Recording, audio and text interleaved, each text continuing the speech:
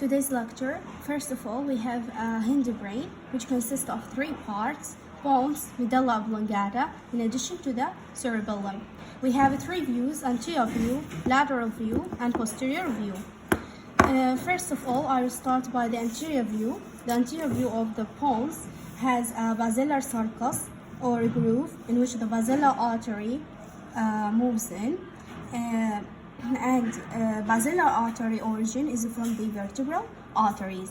We have these transverse fibers of the pons. We have a trigeminal nerve. This is the trigeminal nerve, here and here.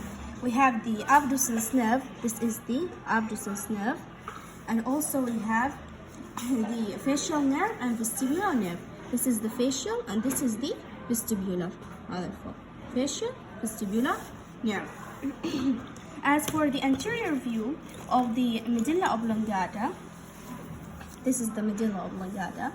For the anterior view, we have an anterior median fissure, which separates it into two equal sides, anterior median fissure. We have the pyramid. This is the pyramid along the two sides of the fissure. We have the anterior lateral sulcus. Anterior lateral sulcus. This is the anterior lateral sulcus, and contains the hypoglossal nerve. This is the hypoglossal nerve. In addition, at the end of it, we have the C1 and the C2 nerve. We have the olive, this pink structure or red structure, the olive. And then we have the posterior lateral sulcus. This is the posterior lateral sulcus, which contains the glossopharyngeal, and then the vagus, and then the accessory cranial part.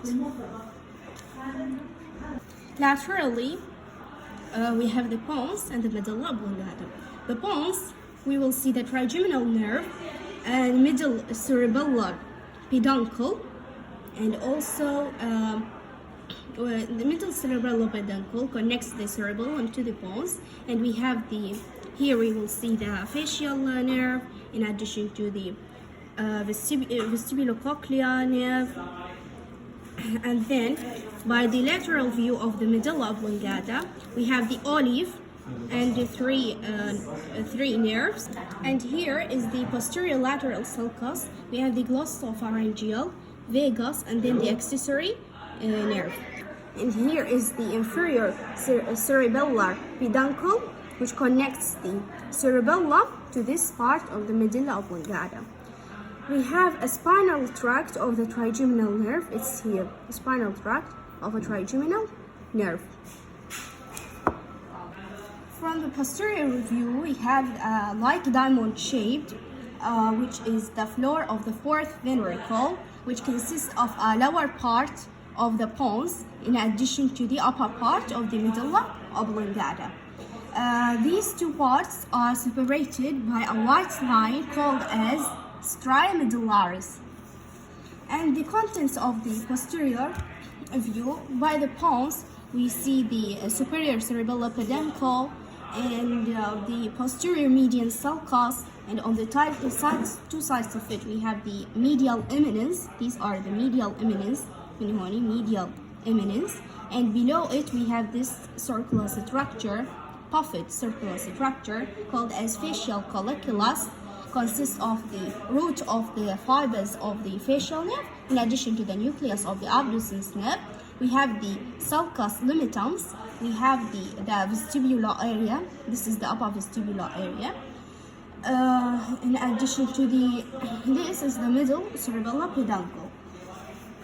As for the lower part of the stria medullaris, we have here the hypoglossal triangle. In addition to that, all is the posterior median sulcus. This is the hypoglossal triangle. This is the vagal triangle here, and here is the vestibular area. On the two sides of the posterior median sulcus, we have a gracile tubercle, one gracile tubercle, and here is also gracile tubercle. And here is the cunate tubercle, another part, cunate tubercle.